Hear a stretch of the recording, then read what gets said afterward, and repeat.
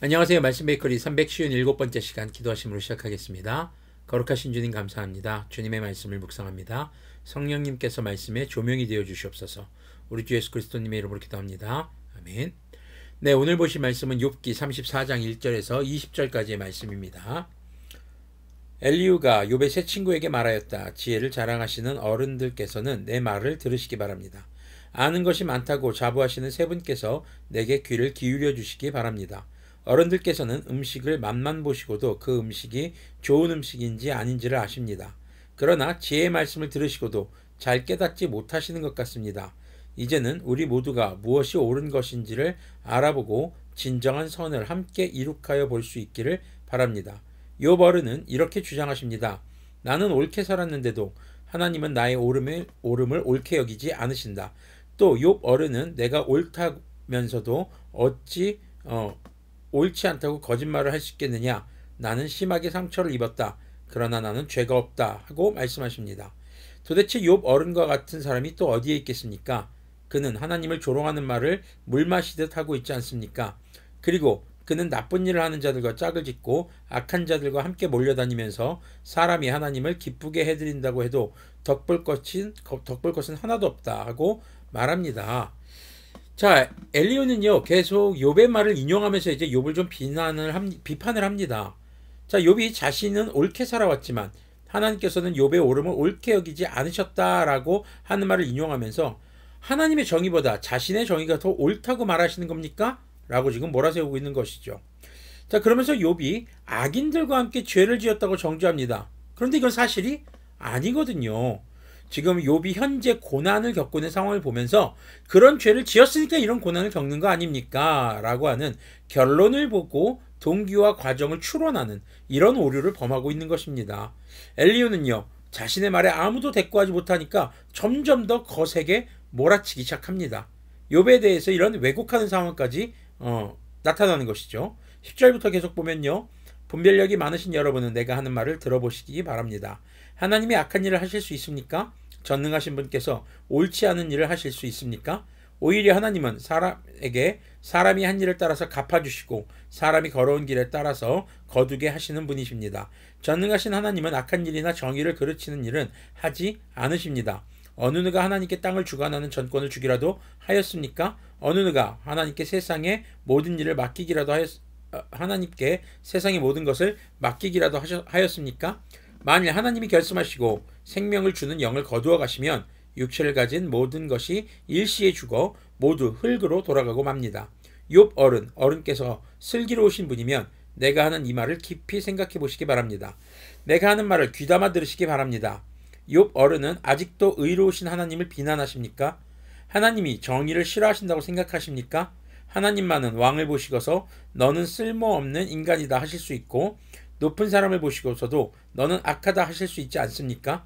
하나님은 통치자의 편을 들지도 않으시고 부자라고 하여 가난한 사람보다 더 우대해 주지도 않으십니다. 하나님이 손수 이 사람들을 지으셨기 때문입니다. 사람은 삽시간에 아니 한밤중이라도 죽습니다. 하나님이 사람을 치시면 사람은 죽습니다. 아무리 힘센 것이라고 하더라도 하나님은 그것을 간단히 죽일 수 있습니다.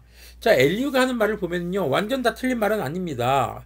하나님이 정의의 기준이시고요. 옳고 기름을 판단하시고 또 행한 대로 갚으시는 분이시라는 바로 그런 하나님에 대해서 틀린 말이 전혀 아니에요. 그런데 욥이 주장했던 것은 뭐였습니까? 지금 이 고난이 반드시 죄 때문이 아니라 할지라도 나중에 후에 주님께서 올바로 판결하실 날이 오실 것이다. 그러니까 지금의 고난과 나의 죄가 직접적인 연관이 없을 수 있다라는 내용은 전혀 다 지금 언급하지 않고 있어요. 그러면서 지금 뭐 하는 겁니까? 지금 욥 선생님께서 고난 가운데 있지 않으십니까? 그건 뭡니까? 하나님께서 벌을 주셨기 때문이 아닙니까? 하나님은 사람이 행한 대로 갚으시는 분인데 이 당시의 사고관 엘리후 역시 즉각적인 심판이라는 사고관에서 벗어나지 못하고 있었던 것이죠. 자, 이 엘리후의 말이 또 다 틀린 것은 아닌 것이요. 주님께서는 사람을 심판하실 때 겉모습이나 그의 소유 그것을 따라 심판하는 것이 아니라 정의인 주님의 말씀을 기준으로 판단하시는 분이십니다. 하지만 엘리후 역시 의인도 고난 가운데 있을 수 있다. 지금 현재 상황의 고난이 의인도 겪을 수 있다라는 그런 생각은 하지 못하고 있는 것입니다. 엘리후는 처음에 굉장히 공정하게 자신이 말을 하겠고 욥을 위로하겠다고 했지만 점점 거세지는 그의 비난의 목소리는 욥을 더 강하게 정죄하고 있는 상황이 되는 것이죠. 오늘 말씀의 제목이 그래서 기고만장입니다. 기고만장이라는 뜻은요, 기운이 만장이나 뻗치었다라는 뜻으로요, 펄펄 뛸 만큼 크게 이렇게 화가 나고 성이 난다든가 아니면 또는 일이 뜻대로 되어서 점점 기운이 뻗쳐나가는 모습을 말합니다. 지금 자신의 말에 아무도 반박하지 않는다고 자신의 말이 진리라고 판단하고 있는 것이죠. 자, 우리는 어떤 상황에서든 우리는 겸손을 잃지 말아야 할 것입니다. 특히 현재 처해진 삶의 상황을 두고 상대방의 삶 전체를 평가하는 것은요, 굉장히 교만하고 어리석은 그런 말과 행동이 될 수 있습니다. 진정한 그리스도인은 자신이 그 죄인이었던 것과 사람의 지혜는 한계가 있고 아무리 자신이 지혜롭게 느껴진다 할지라도 주님 앞에서는 어리석은 사람에 불과하다는 것을 기억해야 할 것입니다. 타인에 대해서도 마찬가지죠. 타인이 나에 대해서 아무 말도 못한다고 해서 내가 그 사람보다 더 월등히 우월하다라는 생각을 우리는 내려놓아야 할 것입니다.